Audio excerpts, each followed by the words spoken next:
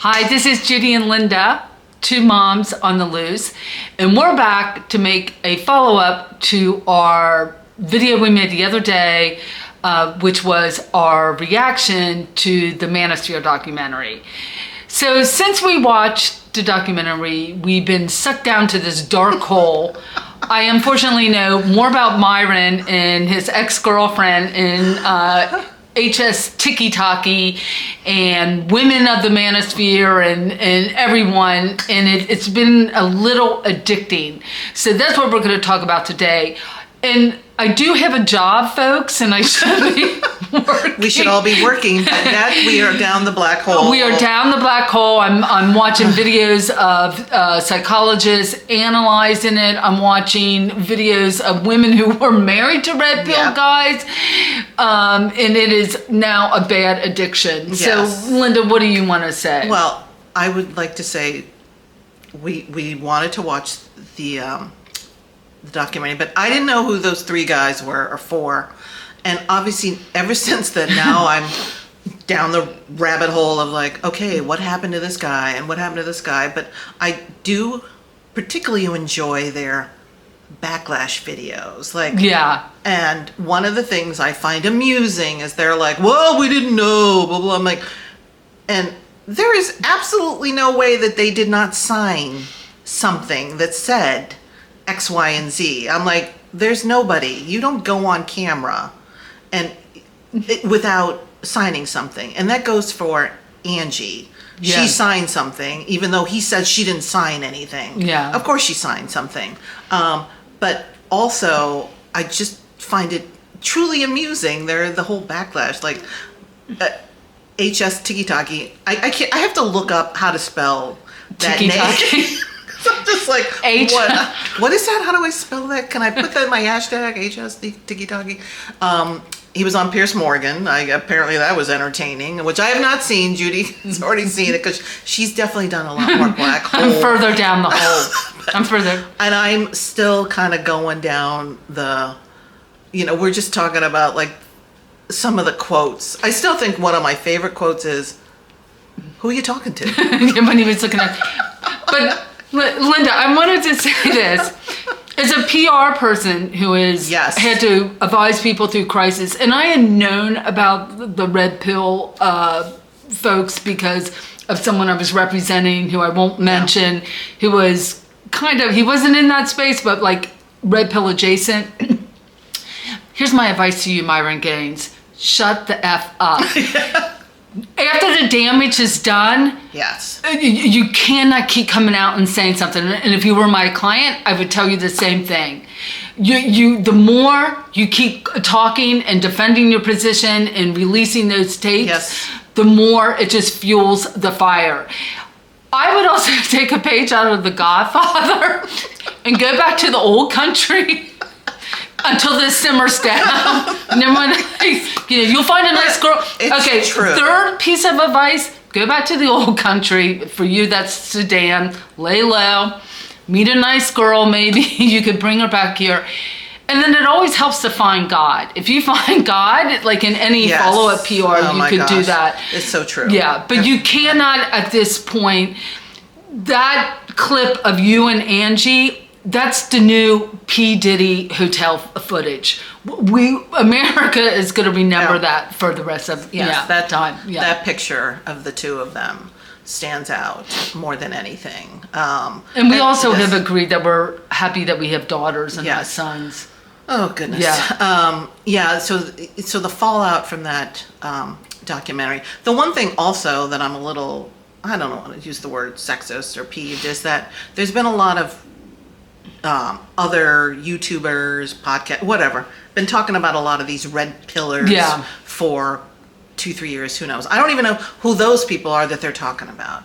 And I think a lot of them are like, but we've been talking about this for a long time. And then Louis Theroux comes along and he's a man, and because nobody, and we should be grateful that they're actually talking about the whole Manosphere thing, especially after the show Adolescence came out last year, and all the impact that's happening to boys 18 to 25, boys/boy men.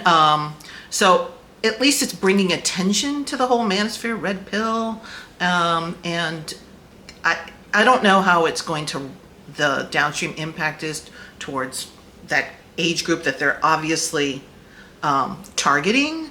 But so, who knows? Probably, 6 months from now, we will have moved on, and there'll probably be different Manosphere red pillars. I mean, I would love to see him do a follow-up documentary with other people, and the only person he has talked about in the press events is that he tried to get Andrew Tate, and Andrew Tate wanted money.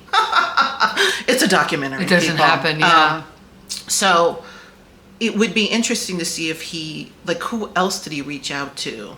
And they said no, or they didn't. I also was like some of the ex-girlfriends or women who are OnlyFans people who have had interactions with him. Like Andrew Tate does say have some ex-girlfriends out there, maybe because they're in litigation or legal things, they can't hear what they had to say. They have said horrible things about him, but I don't know. Are there people who have dated Sneeko and Myron Gaines and that they share some stories? And I'd also like to hear from more psychologists explaining this. I've seen many online. It's not just a single father issue. It's bigger than that. So I'd like to hear more about that. And I'd also like to hear, because HS Tiki Taki has his OnlyFans agency.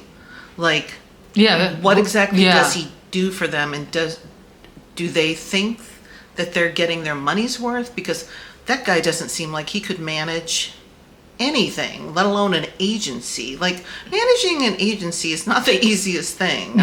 Because I know that there are OnlyFans agencies out there that have OnlyFans women, probably men. But I'd like to hear from them if he's actually a good business person. And are they getting their money's worth? And two, did he approach them? Did they approach him? How do you get into being managed by him? Yeah, I know. Because again, he does not seem like he could manage anything. And the big thing, that booker from Fresh and Fit, who they shut down, I want to hear what she has to say. Exactly. What was going on in the green room that he freaked out about? Because I think I would definitely like to know that, because I'm never going to watch those Fresh and Fit. You don't watch that? No, I'm not watching that. It's like the horrible version of Jerry Springer. Jerry Springer and Howard Stern back in the day. It's very Howard Stern back in the day. And it's funny because poor Howard Stern. Howard Stern, he's worth hundreds of millions of dollars at this point.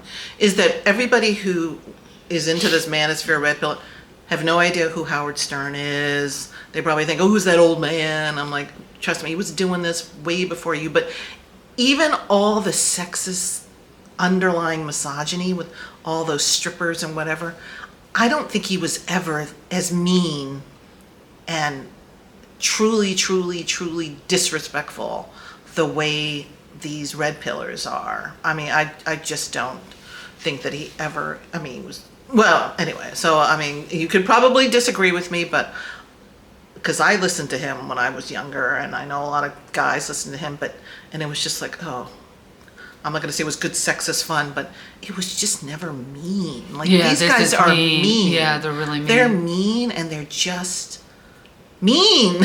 They're just mean. I'm just like, this can't even be happening. But it's funny because it has kind of gone from straight up red pill, which I think equate with alpha male, to their meanness goes to 14-year-old girl cattiness. Yes. If you have a daughter and you see 14-year-old girls, they can be really mean to each other. That's where I feel sometimes they're definitely. And if you push back on them, the things that they say, just even women online are it's like, they always talk about how unattractive you are. Yeah. What are you, a lesbian? Yeah. Do you have cats? Yeah. You're like, it's always about the cats. I don't know why. Can't you have dogs or fish? It's always like, cats. It's like, okie dokie. But Linda, I'm also surprised because people had such a strong reaction to Angie, you know, which I felt was how children's services must feel when they have to get a call to the home. Oh, yeah. And they have to interview the kid, and the kid doesn't want to talk. So there was like this public outrage online, and for Angie. Why hasn't there been an outrage for the dog? Because I do feel we need to get the dog out now. Poor dog. Frank. We need to get Frank out. So maybe someone needs to start an online petition, or Louis Theroux needs to go back in and interview the dog so people can see. We need to know if the dog is abused too. I wish he would do a follow-up on the women like Angie and whomever the other women are, because I think she broke up with Myron and thank God. God bless. But the thing is, she even said it before he even asked her the question. She said, her friends said, why are you with this guy? I mean, she had friends that were trying to help her, like, break away from him. And I'm sure seeing herself on that documentary was just like, yeah, how did I end up here? I mean, did she take him home for Thanksgiving dinner? I mean, I don't even know. We have questions. We have a lot of questions. About their relationship. So we're looking for part 2 of the Manosphere. Yeah. Meanwhile, everyone, we have to get back to work. I know. And so have a great day.